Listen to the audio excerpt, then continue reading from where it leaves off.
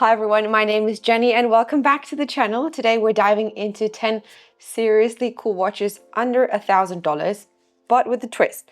This isn't your typical list of these overhyped models that we've heard a million of times. These are watches that fly under the radar, that are loved by real watch enthusiasts for their design heritage, specs and character. So we've got everything from a couple of vintage inspired microbrand darlings. We've got solar powered divers, a few cult classics, and even a watch nicknamed after the infamous Royal Oak from Audemars Piguet. So whether you are starting your collection or looking to add something a little different to the rotation, you're going to want to stick around for this one.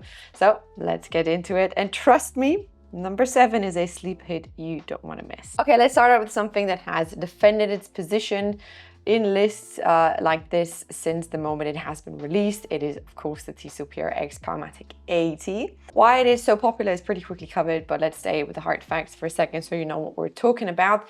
This is a full steel automatic watch with an 80-hour power reserve, a 40mm diameter, a height of 10.9mm, and a lug clock of 44. It has a pattern dial available in multiple colors that very much look like another watch that costs a lot more than this one, as this Powermatic 80 goes for about $775. It is inspired by a 1978 Tissot design and really embodies the spirit of the 70s, you know, the whole watch revival that has swept over the watch industry a couple of years ago. And that's pretty much the reason as to why this has been an instant hit and, you know, remains to be one. It ticks all the boxes, like integrated bracelet that still has a quick release. It's 70s inspired with the dial and case design. It's got a powerful automatic movement, and lastly, of course, it's a great price that over delivers. Okay, so up next we have something arguably, let's say, exotic. It's the Serica 4512 Field Watch. Serica is a French micro brand that oftentimes blends, I would say, like Bauhaus and military designs. This specific watch has a couple of really cool distinct design features that hold so much history for a price of $650.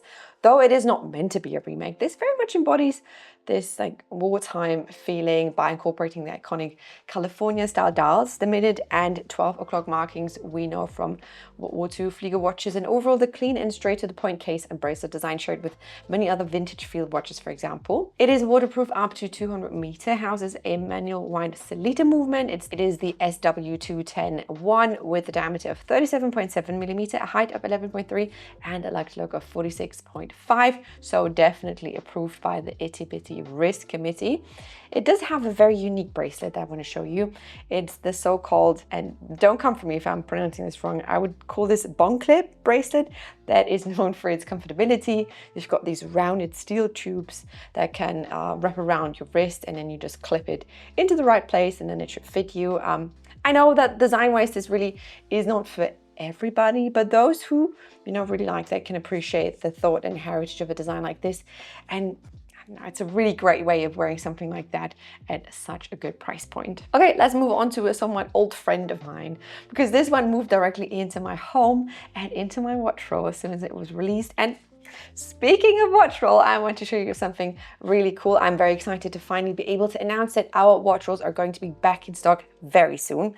We are super close to hitting the start button on the production, but before doing so, we need your help. We want our watch rolls to be truly the best of the best. So I want to ask for your help and your input on this. So please click on the link in the pinned comment down below and share with me what's most important to you when it comes to watch rolls. So let me know what you want to see, what features are most important to you.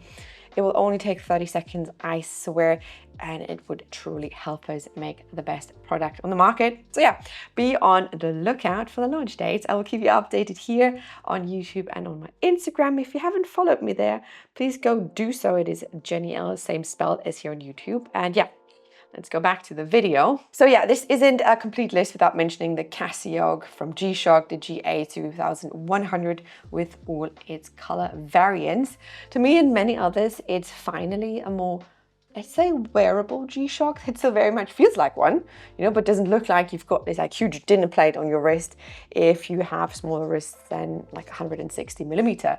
So case dimensions are a bit tricky to measure because this has this very unique-ish case shape. So yeah, but here it is. It is a 45.5 millimeter width with a 48.5 lug to lug and a height of 11.9. It is a analog digital quartz watch with a carbon core guard and all the settings you would, expect from a G-Shock.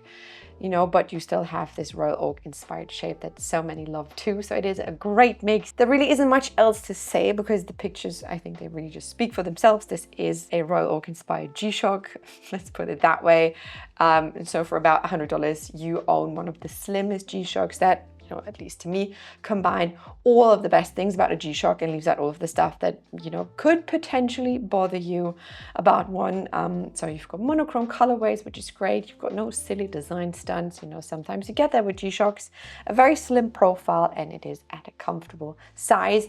It is definitely my go-to watch for any outdoorsy activities because it is durable, it's lightweight, and it just looks amazing too. And let's move over to a more classic design now that we've covered some more, let's say, rugged watches. If you know me, you might know that I love all things Art Deco, so this is a total no-brainer for me to show you the Baltic HMS002 Silver when it comes to the best watches below $1,000, because this Art Deco timepiece is sort of the watch equivalent to an orchestra in unison. It just works so well together. I don't know how to put it.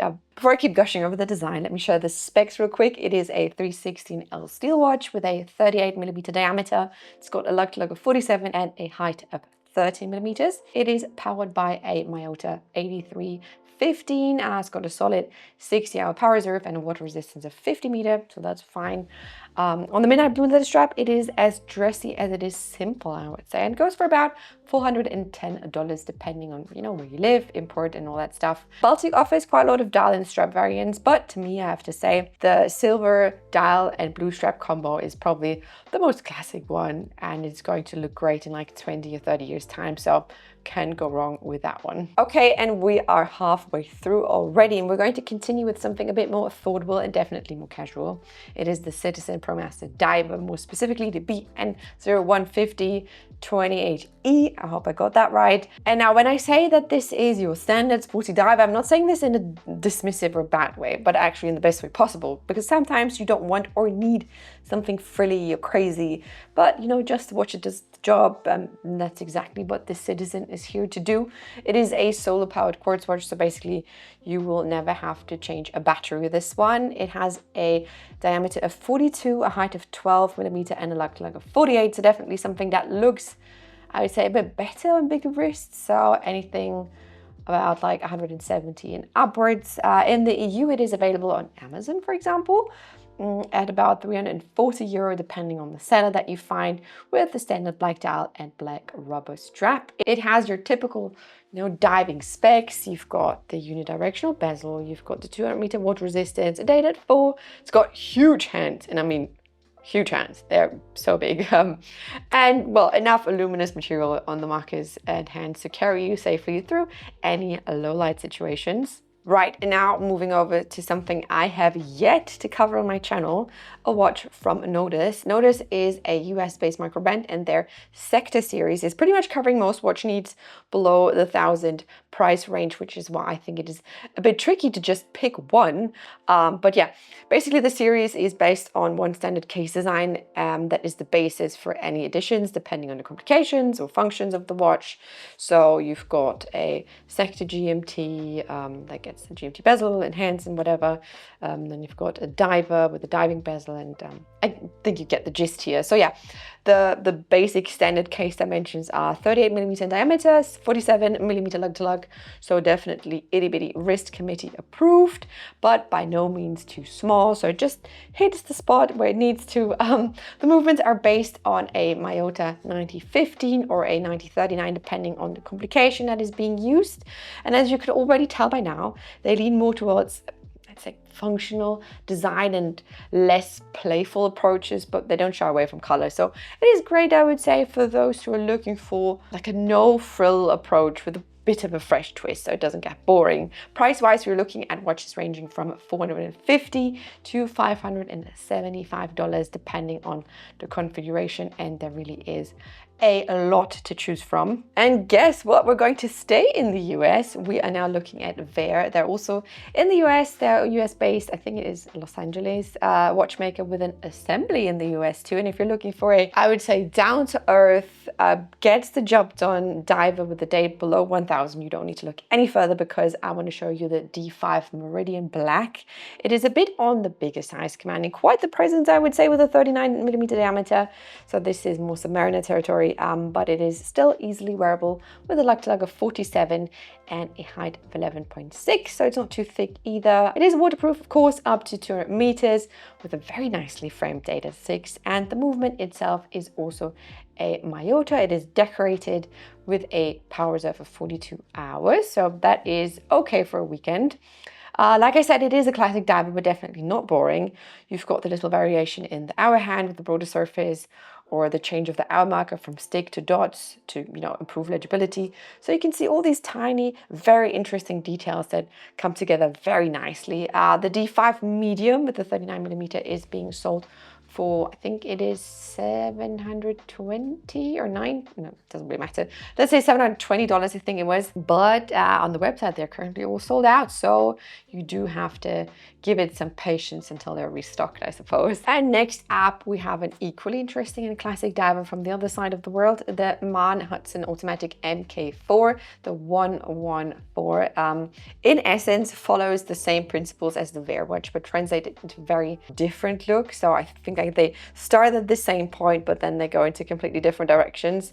The MK4 is a vintage inspired diver that is definitely more elegant, where the Vaer is more, like I said, casual. The dial is sandblasted, and the interplay between differently finished surfaces really gives this watch a very nice high-end look. It's very well proportioned with a diameter of 38mm, a height of 12, and a lug-to-lug of 47. With, of course, you've got the standard water resistance of 200 meter. This is a dive after all.